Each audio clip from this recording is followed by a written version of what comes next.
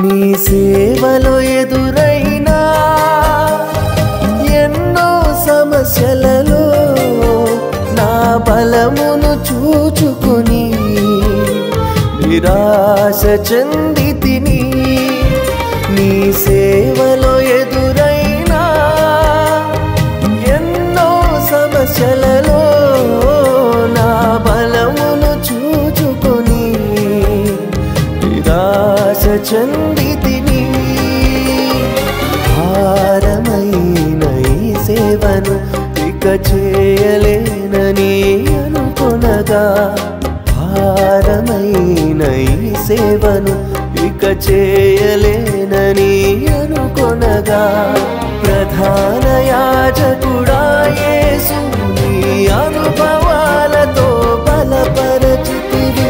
ప్రధాన యాజకుడా యేసు నీ అనుభవాలతో బలపరచితివి. ఎడబాయని నీ కృప నన్ను విడువదు ఎన్నటికీ. ఎడబాయని నీ కృప నన్ను విడువదు ఎన్నటికీ. యేసయ్యా నీ ప్రేమానురాగం నన్ను కాయును అనుక్షణం. యేసయ్యా నీ ప్రేమానురాగం నన్ను కాయును అనుక్షణం. ఎడబాయని నీ కృప నన్ను విడువదు ఎన్నటికీ. ఎడబాయని నీ కృప నన్ను విడువదు ఎన్నటికీ.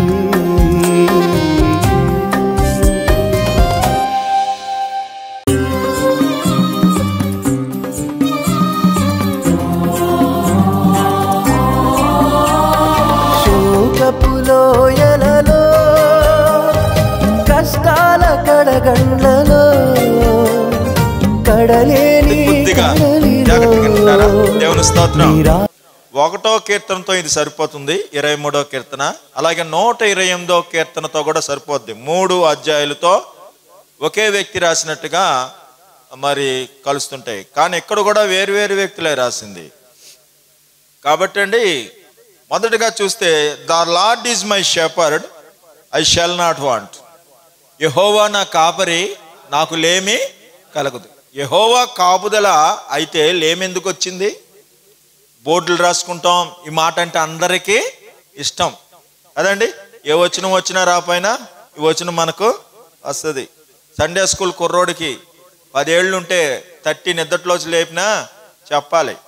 అటువంటి కంటతా వచనాలు. రేపొద్దున బైబిల్ లేకపోతే ఈ పరలోక ప్రార్థనలాగా యెహోవా నా కాపరి నాకు లేమి కలగదని చదువుకుంటే వాక్యం చదివేసినట్టే.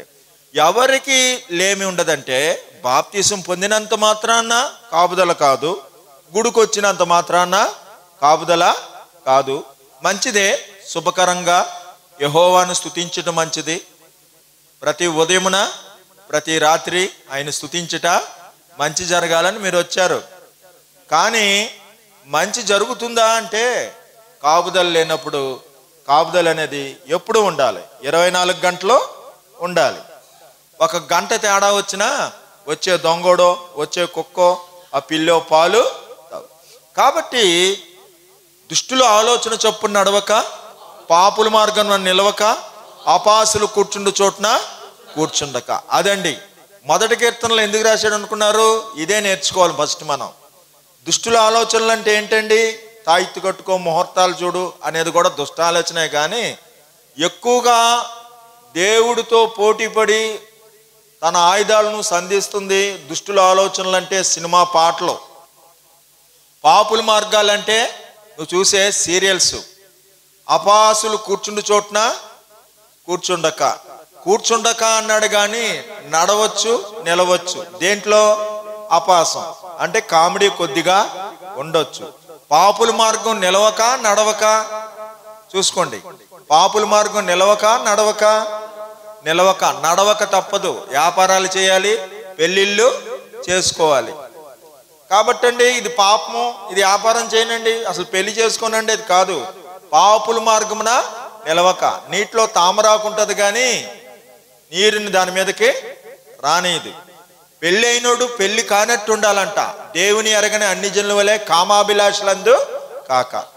దుష్టుల ఆలోచనే అసలు ఉండకూడదు. ప్రతి ఆలోచన క్రీస్తుకు చెరపట్టాలి. ఒక చెడ్డ ఆలోచన 10 సార్లు వస్తుందంటే అది దేవుడికి ప్రార్థనలో రావాలి.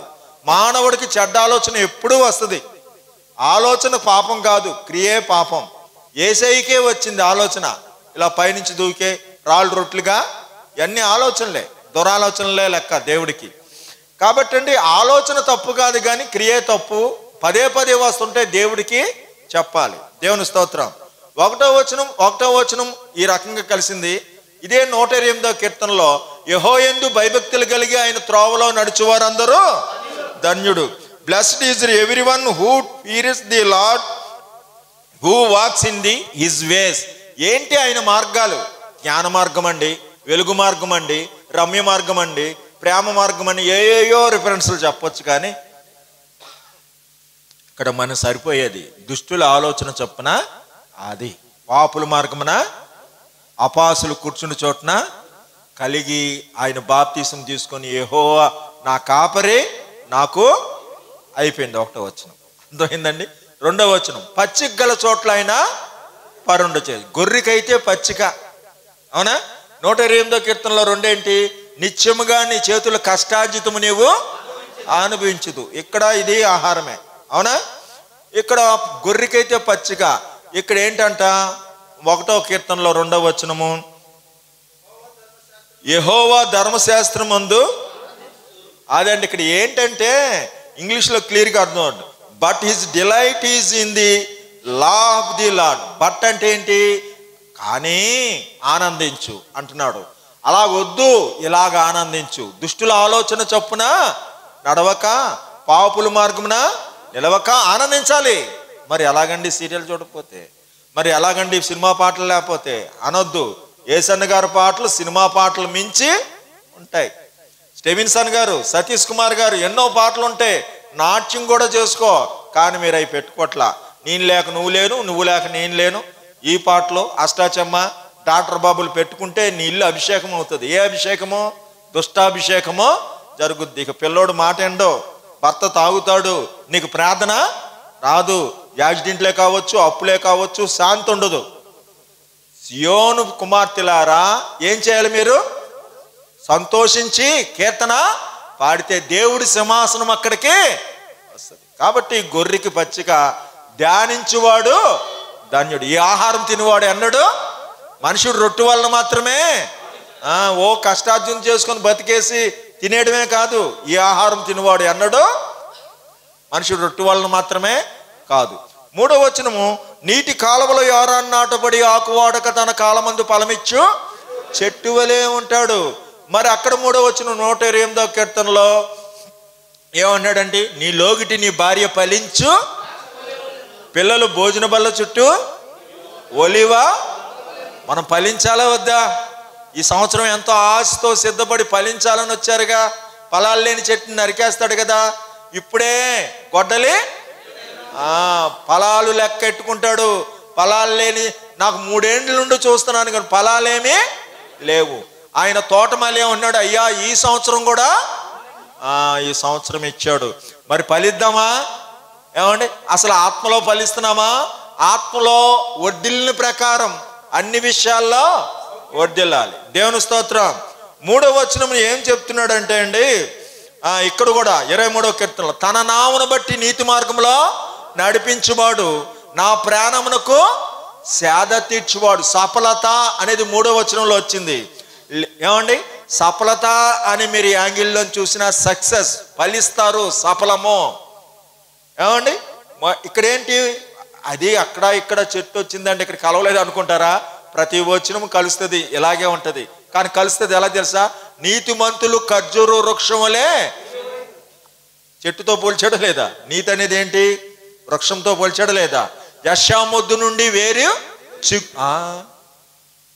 కాబట్టి ఈ నీతి చిగురు మనలో ముక్కును కట్టుకుంటే వచ్చేది కాదు, భక్తి. దేవుడు పరిశుద్ధాత్మనిస్తాడు, అదే చిగురు. దేవుని స్తోత్రం. కాబట్టి 3వ వచనాలు ఇలా కలిస్తే మీరు సఫలం అవుతారు. 4వ వచనం కీర్తనలో 4వ వచనం చూడండి.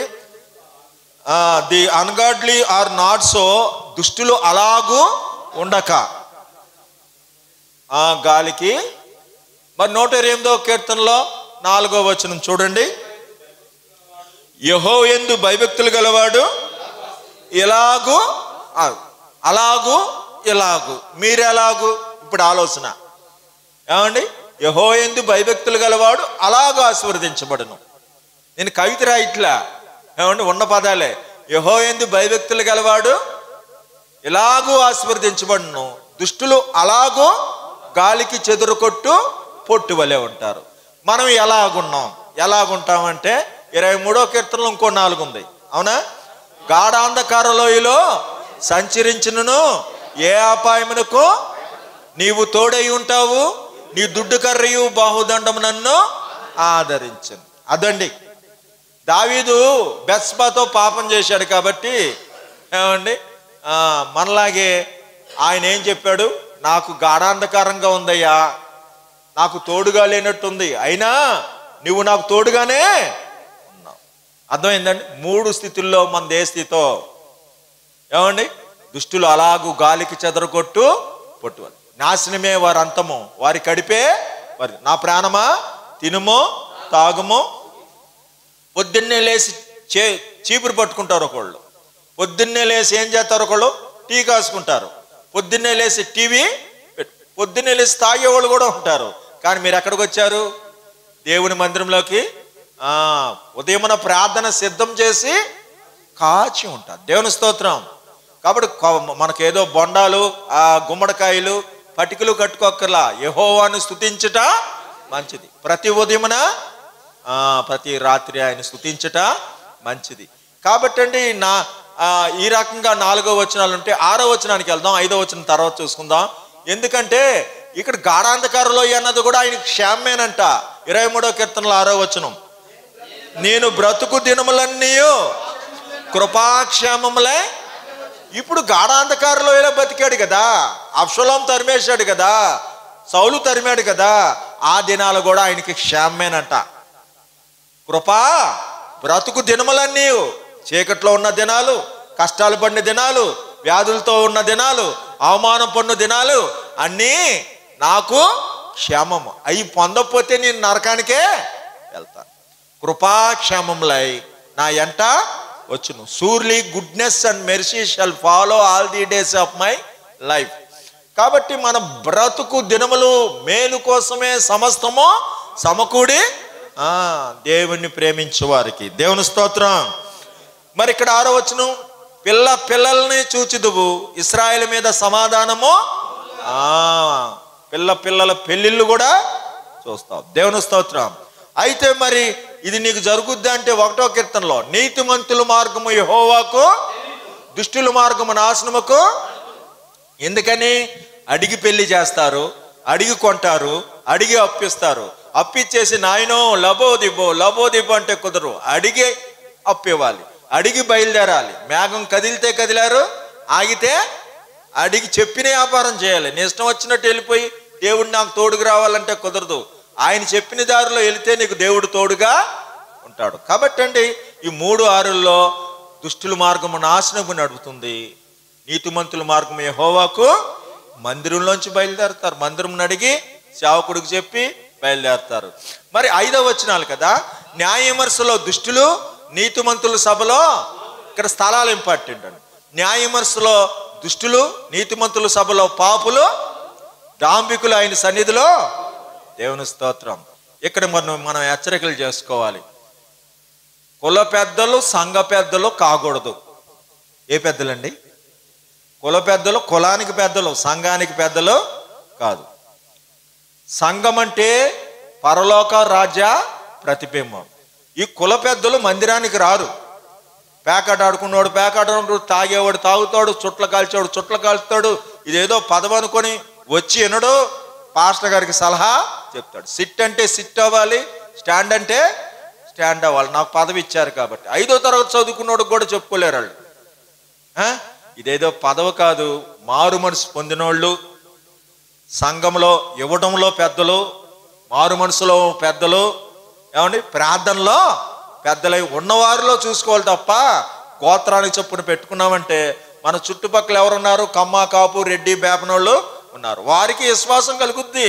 సువార్త రకరకాలుగా వెళ్ళి విశ్వాసం కలిగిన మన చర్చికి రారు. ఎందుకని? గుత్తైన వెళ్ళిపోతారు కానీ రారు. ఎందుకని? ఫలానా కులపు అలా అనిపించుకోకూడదు. మన డబ్బులు వేసుకొని కొనుక్కున్నా కట్టుకున్నా యేసుక్రీస్తు అందరికీ జాతికి అంకితం ఉన్న అందరినీ ఆహ్వానిస్తానికి, అన్ని కులాలకి చోటు ఉండటానికి, మరి ఎక్కువగా దుష్టత్వం ఉండకూడదు. దుష్టుల ఆలోచన చొప్పున దుర్వ్యాపారం చేయి నా ప్రియురాలివే, నన్ను దేవుడిగా కలిగి ఉన్నావు, నువ్వు ఎప్పుడు అడ్రస్ ఉండవు, సలహాలు మాత్రం వస్తావు. చాలా మంది చూడండి చర్చికి అయితే రారు, బోల్డ్ అని సలహాలు చెప్తారు బయట కూర్చొని. అటువంటి వాళ్ళ ఆలోచన ఇవ్వవలసిన అవసరం మనకు లేదు. నా తలంపులు వేరా, నీ తలంపులు వేరు. దేవుని స్తోత్రం. కాబట్టి న్యాయమరుసులో దుష్టులు, నీతిమంతుల సభలో పాపులు నిలవరంటే ఇంకో 5వ వచనం ఉంది కదా 108వ కీర్తనలో. ఏమండి? సియోన్లో ఉండి యెహోవా నిన్ను, ఇది 5వ వచనమే. ఏమండి? ఇది స్థలం గురించే వచ్చింది. సియోన్లో దేవుని సింహాసనాలు ఉంటాయి. ఇంకో 5వ వచనం ఉంది. శత్రువులు ఎదుట భోజనము సిద్ధపరచుదువు, నూనెతో నా తల అంటి ఉన్నావు, నా గిన్నె నిండి శత్రువులాగా పోదే భోజనము. అవునా? నేను శత్రువులాగా చెప్తున్నా. మీరు దావీదులు, భక్తి చేసేవాళ్ళు. ఏమండి? నేను రాజకీయం చేసే సౌలుని. అర్థమవుతుందా? మీ మీద ఈట్లు విసురుతున్నా.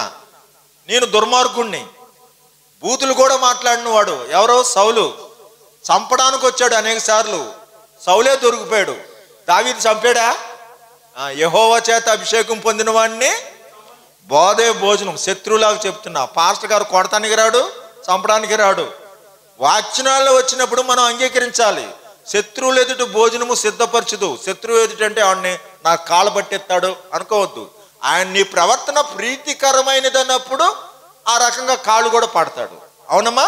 దేవుని స్తోత్రం. బోధే భోజనము, నా గిన్నె నిండి మనం ఇన్ని ఇతరులకు చెప్పాలి. నూనెతో నా తల, గద్దింపులు తైలాబి. ఓకే, దేవుని స్తోత్రం. ఇలాగ 6 వచనాలు కలిసిపోయినండి. ఏదైనా ఇలా కలుస్తుంటది. పాత నిబంధన కానీ కొత్త నిబంధన కానీ ఏదైనా. ఇక్కడ మోషే అంటే నీ చెప్పులు ఇడమంటే ఇక్కడ సౌలా నన్ను ఎలా హింసిస్తున్నావు, అలా కలుస్తాయి. దర్శనం అంటే ఇక్కడ దర్శనం, ఇక్కడ దర్శనం. క్రిస్మస్ ఎలాగంటే ఇక్కడ యెహోవా కన్నాడు, అక్కడ మరియమ్మ కన్నది. 3-7 వచనాలు. కానీ మనకి ఇప్పుడు కొన్ని హెచ్చరికలు ఉన్నాయి. ద్వితీయోపదేశకాండంలో 18వ వచనం చూడండి.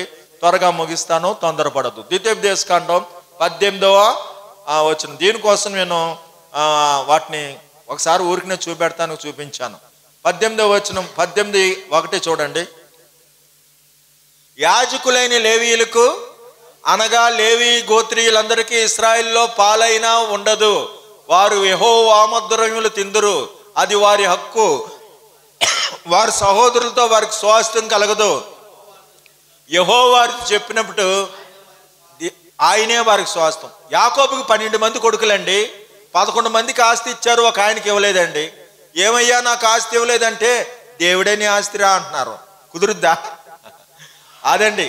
లేవీయులు ఇప్పుడు ఈ వాద్యాలు వాయించేవాళ్ళైనా, ఈ పాటలు పాడేవాళ్ళైనా, ఈ బరువులు ఎత్తేవాళ్ళైనా, ఈ బూడిద ఎత్తేవారైనా, ఈ బలి అర్పించేవారైనా, ఈ ఉపదేశాలు అన్నవారికి అసలు ప్రతిష్ఠితుల మాట వేరే ఒకళ్ళు చేయకూడదు. కొన్ని సంఘాల్లో అయితే చాప కూడా అయినవారు, ముట్టుకొనివ్వరు. ఎవరు పడితే వాళ్ళు పని చేయడానికి నేను పని చేస్తానంటే కుదరదు, ముట్టుకొనివ్వరు. కాబట్టి ప్రతిష్ఠితులు వారు ఆ దేవుడి వెట్టతో ఉండి వారు వచ్చి దీవిస్తే వారికి దీవిన మాట. వారు దేవుడే వారి ఆస్తి. అర్థమవుతుందా? అందుకు ఇప్పుడు సేవకుడికి ఆయన ట్రైనింగ్ ఉంటుంది. ఎన్నో తిప్పలు పెడతారు. కొన్ని ఇంకా ట్రైనింగుల్లో లెట్రిన్లతో ఇస్తారు, అన్ని తవ్విస్తారు, శుశ్రీకం చేయాలి, చేతి కింద ఉండాలి. ఆ గురువు గారు కూడా ఏడిపిస్తాడు. మనం దుఃఖం వచ్చి వెళ్ళిపోవాలని, పోజు కోసం వచ్చాడా బోధ కోసం వచ్చాడని ఏడిపిస్తారు. బోధించడంలో అతిశయం ఉంటుంది. బోధ అందరూ చేస్తారు. కొన్ని సంఘాల్లో 4-5 బోధకులు ఉంటారు. ఈ బోధించడం వల్ల సంఘాలు మళ్ళీ 4-5 అవుతాయి.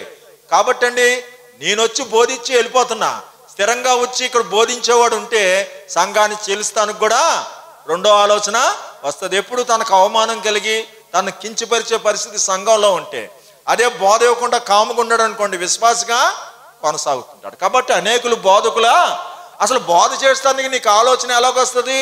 ఉత్తమం, అనుకూలం, సంపూర్ణమైన దేవుని చిత్తము ఎరిగినట్లు మనసు మారి నూతనమవటం వలన రూపాంతరము నా తలంపులు నీ తలంపులు వంటివి కావు. దేవుడు తలంపు రావాలంటే ఇది పాత నిబంధన ఎందుకంటారు కొంతమంది. కొత్త నిబంధనలో అపోస్తుల కార్యాలు 2:43-45 ఉంటది. తమ చర స్థిర ఆస్తులు తీసుకొచ్చి అపోస్తుల పాదాల దగ్గర, పాత నిబంధన అయినా కొత్త నిబంధన అయినా అదే రూలు. పాత నిబంధనలో ఈ రకంగా చెప్తే కొత్త నిబంధనలో ఆస్తులన్నీ ఇచ్చేసుకున్నారు. అన్నయ్య సప్పిరేలు అందుకే కదా అబద్ధమాడి చచ్చిపోయారు కదా, కొంత దాచుకున్నారు. కాబట్టి పాత నిబంధన అయినా కొత్త నిబంధన అయినా కరుణామయుడని యేసయ్య దగ్గరకు వస్తే ఎవరు ఇద్దరు యజమానులకు దాసులు కారు. ఒకడు ద్వేషించును, ఒకడిని ప్రేమించును. ధనం గలవాడు సూది బెజ్జములో ఒంటి ప్రవేశించిన దానితో సమానము. ఇంకా ఆయన ఆజ్ఞలన్నీ పాటించి నీ వెనకతలే ఉంటానయ్యా అంటే ఏమన్నాడు? నువ్వన్నీ అమ్మేసి నన్ను ధనం అడ్డని చెప్పు. నీ ధనం ఎక్కడనో నీ మనసు. కాబట్టి కూర్చొని మాటలు చెప్పేది కాదు, బయట కూర్చొని కనీసం రారు వాళ్ళు. కాబట్టి ఎవరు పడితే వారు సలహా ఇవ్వకూడదు. అర్థమవుతుందండి? నా తలంపులు వేరా, నీ తలంపులు అవసరమైతే ముగించేస్తావు. బుధవారం ప్రార్థన వద్దంటావు, ఏ ప్రార్థన వద్దంటావు, ఒక ఆదివారం సరిపోద్ది. ఇంకా చెప్తాడు మనసులో ఉంటే చాలంటాడు. నీకు మనసులో ఉందగా బెండకాయ కూర తెలుసు, మాంసం తెలుసు, అన్నీ తెలుసు, తిండం మానేస్తే కుదురుద్దా? అది తెలుసు కదా. తెలివితేటలు దేవుడి దగ్గర చేయొద్దు. దేవుని స్తోత్రం. ఫిలిప్పీ 4:19 అండి, చాలా చాలా ముఖ్యమైన రిఫరెన్స్. త్వరగా నేను ముగిస్తాను, కొద్దిగా ఓపిక పట్టండి. 6 నిమిషాల్లో ముగిస్తాను. ఫిలిప్పీ 4:19 6 నిమిషాల్లో 6 రిఫరెన్స్లు చూడాలి. మరి కాగా దేవుడు తన ఐశ్వర్యం చొప్పున క్రీస్తు యేసునందు మహిమలో మీ ప్రతి అవసరమును తీర్చును. ప్రతి అవసరం తీరుస్తాడంటండి. మీ ప్రతి అవసరం తీరుస్తాడంట. అయితే according to his inheritance, his richness. ఎలాగంటే తన ఐశ్వర్యము చొప్పున. తన ఐశ్వర్యం ఉందా? ఐశ్వర్యం ఉంది అక్కడ. తన ఐశ్వర్యం వేరే, మన ఐశ్వర్యం వేరే. అమ్మ ఇటు చూడు, కువైట్ వెళితే ధ్యానారం ఇవ్వాలి, అమెరికా వెళితే డాలర్ ఇవ్వాలి. అమెరికా వెళ్ళి ధ్యానారం ఇస్తే కుదరదు, కువైట్ వెళ్ళి డాలర్ ఇస్తే కుదరదు. అర్థమైందా? ఎక్కడ డబ్బులు అక్కడే. ఇక్కడ దేవుడి దగ్గరకు వచ్చేప్పటికల్లా దేవుడు తన ఐశ్వర్యం. యెషయా గ్రంథం 33:6 ఇంకో రిఫరెన్స్. ఏమండి, ఇంకో రిఫరెన్స్ కూడా చెప్పేస్తున్నాను, ఎవరైనా తీయండి. 90వ కీర్తన 11వ వచనం. 90వ కీర్తన 11వ వచనం ఎవరైనా తీయండి. 90వ కీర్తన 11వ వచనం. నీ ఆగ్రబలము ఎంతో ఎవరికి తెలియను, నీకు చెందవలసిన భయము. హల్లెలూయా. చెందవలసింది ఉందంట. అయ్యవారికి చాలు 5 వారాలు, పిల్లవారికి చాలు పప్పు బెల్లాలు. చెందవలసింది భయం అంట. ఈ భయమును గురించే చెప్పాడు యెషయా గ్రంథం 33:6లో. తీలేదు మరి అది. యెషయా గ్రంథం 33:6లో అంటాడు, నీ కాలంలో నీ మడిది స్థిరముగా ఉండును, రక్షణ బాహుళ్యము, బుద్ధి జ్ఞానము, సమృద్ధి కలుగును. యెహోవా భయము ఐశ్వర్యం అంటే అది. దేవుని స్తోత్రం. అందుగురించే ధనవంతుణ్ణి తిట్టడం జరిగింది. ఏమలాగా? నువ్వు దరిద్రుడు, దిక్కుమాలివాడు, దౌర్భాగ్యం. అంత మాటలు కోటేశ్వరుడు అనొచ్చా? దరిద్రుడితో అన్నాడు నువ్వు చాలా ధనవంతుడు. దేవుడికి ఏం తెక్కుందా? తెక్కేం లేదు. ఆయన లెక్క ఆయనకుంది. నా తలంపులు వేరా, నీ తలంపులు వేరా. ఇక్కడ ఐశ్వర్యము భయమే ఐశ్వర్యం. హల్లెలూయా. యెహోవా భయము వారికి ఐశ్వర్యం. మరి గుడికి ఇద్దరు వచ్చి యేసయ్య చెప్పాడు, ఎవరిని అంగీకరిస్తానో ఆలోచించుకోండి. ప్రార్థన చేస్తే ఒకడు అంటున్నాడు, పరిసయుడు, నేను దొంగను కాదు, వ్యభిచారిని కాదు, నరహంతకుని కాదు, దశంభాగం ఇస్తున్నాను, వారానికి 2 మార్లు. చాలా మంది అనుకుంటారు, అబద్ధం అనుకుంటారు, సత్యమే అతడు. కానీ అతను ఏమి లేదంటే భయం లేదు. ఎక్కడ లేదని చెప్తున్నావా? సూటుపోటు మాట అన్నాడు. ఎప్పుడు గుడికి రానోడు వచ్చి ప్రార్థన చేసుకుంటే ఏమన్నాడు? ఈ సుంకర వలే. ఏమండి, సూటుపోటు మాటలు అనేవాళ్ళు మన ప్రార్థన అర్థమైపోద్ది. కానీ సుంకరి దూరంగా నిలబడి మేనమే భక్తులు అనుకుంటాం. ఎవరు ఎలా మారుతారో తెలియదు, ఎవరి లెక్క ఎలా ఉంటుందో దేవుడికి. దూరంగా నిలబడి పనికిమాలోడు అనుకుంటే దూరంగా నిలబడి గుండెలు బాదుకొని పాపినే నన్ను ధైర్యము చాలక ఇతడు భయముంది. ఏముందండి? ఐశ్వర్యవంతుడు ఇతడు. మేనే టెకేల్ తాసులో చూశాడు. ఏబు గ్రంథంలో అంటాడు, న్యాయమైన త్రాసులో ఫింగర్ ప్రింట్ పెడితే అన్ని ఎలా వస్తాయో భయమైన ఐశ్వర్యము ఉంది. ఈ భయం అనేది ఇవ్వకపోతే ఉగ్రత వస్తుందట. అపోస్తుల కార్యాలు 2:43లో భయం ఇచ్చిన వారికి ఏమైందో చూసి మనం భయమిద్దాం. ఏమండి? అపోస్తుల కార్యాలు 2:43 ఏమండి? చదవండి. అప్పుడు ప్రతివానికి ఏం కలిగిందండి? భయం కలిగింది. దేవుని స్తోత్రం. ఆ భయం కలిగితే ఏమొచ్చింది? మహత్కార్యాలు, సూచక్రియలు. అదండి, భయం ఉన్న వాళ్ళ దగ్గరే అద్భుతాలు జరుగుతాయట. మనకు మరి అద్భుతాలు వద్దా? ఎక్కడ భయం ఉందో. సొంత ఊర్లో యేసయ్య ఏమీ చేయలేదు. ఎందుకంటే వడ్లోడు కొడుకు కదా, మరియమ్మ కొడుకు కదా. వీళ్ళు చెల్లెళ్ళు మనతో పాటు లేరా? తమ్ముళ్ళు మనతో పాటు. మరి అలా లోకు చేయబట్టి ఏమీ చేయలేకపోయాడండి. కాబట్టి అండి కొలసి 2:2 ఉంది. ఏంటంటే ఇన్ని ప్రిఫరెన్స్ చెప్తున్నాను, అన్నీ ఒక్క నిమిషం కూడా చెప్పట్లా. కొలసి 2:2 చూడు. ఎంతగా పోరాడుచున్నానో మీరు తెలుసుకొని కోరుచున్నాను, వారు ప్రేమ యందు అతకబడి సంపూర్ణ గ్రహింపు యొక్క సకల ఐశ్వర్యం. చూడండి, సిలువ మీద దొంగ, నువ్వు దేవుడికి భయపడవా అంటున్నాడు. ఆయన తిడుతుంది, ఈయనకి భయం వేస్తుంది ఏంటి? ఐశ్వర్యవంతుడు ఎవరు? సిలువ మీద దొంగ. అర్థమవుతుందండి? మనకైతే ఇది న్యాయమే. ఈయన ఏ పాపమో గ్రహింపు. ఇప్పుడు చదివింది ఏంటి? గ్రహింపు అనే ఐశ్వర్యం. హల్లెలూయా. కాబట్టి ఈ గ్రహింపు అనే ఐశ్వర్యము సిలువ మీద దొంగలో ఉంది, సొంకరులో ఉంది, ఏడ్ చేస్తున్నాడు. పరిసేయుడు తన గ్రహింపు తనకి లేదు. పక్కనుడంటే గ్రహింపు. శతాధిపతి ఆయన ఉన్నాడు, నా ఇంటికి వస్తానికి నేను యోగ్యుణ్ణి కానన్నాడు. ఒకడు రమ్మంటే వస్తాడు, పొమ్మంటే పోతాడు. కాబట్టి నువ్వు కూడా మాటిస్తే నా దాసుడు రమ్మంటే వస్తాడు, పొమ్మంటే గ్రహింపు. భయము గ్రహింపు శతాధిపతిలో ఉన్నాయి.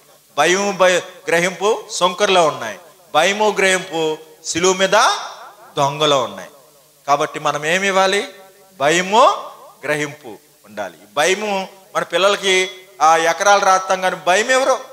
కాబట్టి నిన్ను కూడా గౌరవించరు, మొత్తం అయ్యి పాడు చేస్తాడు, నిన్ను కూడా. కాబట్టి భయము ఇవ్వాలి. చివరిగా ఆడపిల్లలకు ఉంది, కానీ నేను చెప్పట్లేదు, అది హెచ్చరిక. అది కూడా భయముతో కూడిన నీ పవిత్రమైన ప్రవర్తన బట్టి భర్తను రాబట్టవచ్చు అని ఉంది. భయము, నా భార్య ఎవరైతే ఏ మగోడైతే నా భార్య దోషణ ఏమండి చాడీలు చెప్పదండి, సినిమాలు చూడదండి, బూతులు మాట్లాడదని ఏ భర్త అంటాడో ఆ భర్త వస్తాడో మా చర్చికి. కాబట్టి నీకో నీవు లేకపోతే నీ భర్తకు దుష్టుల ఆలోచన చెప్పున్నాడు. ఒక పాపుల మార్గమున తెగ సీరియల్ చూస్తుంటారు. మరి మానేసామని చెప్పాం, కానీ దేవుడు ఏమన్నాడు? దివారాత్రులు ధర్మశాస్త్రనందు ఆనించమన్నాడు. అంటే నువ్వు మోషే కథ చూడొచ్చు, యేసేపు కథ చూడొచ్చు, సంసోన్ కథ చూడొచ్చు, దావీదు కథ, సినిమాలు చూడొచ్చు, కానీ అవి చూడకుండా మరి అలా ఉండకూడదు. కాబట్టి అండి, నీ ధనం ఎక్కడున్నో నీ మనసు దానికి రివర్స్ మాట చూడండి. నీ మనసు ఎక్కడున్నో నీ ధనము. కాబట్టి 2 గంటలు ఇక్కడ మనసు పెట్టాలి. ఎక్కడ? దేవుడికి. పొద్దున్న గంట సాయంత్రం గంట ఇస్తున్నారు కదా, 2 గంటలు మనసు పెడితే నీ డబ్బులు కూడా ఇక్కడికి వస్తాయి. 2 గంటలు ఇవ్వాల్సిన దానివి దానికి కత్తిరేసేస్తున్నావు. దేనికి? సమయానికి కత్తిరేస్తున్నావు. సమయానికే కత్తిరేసిన దానివి డబ్బులకు కత్తిరేయవా? అవునా?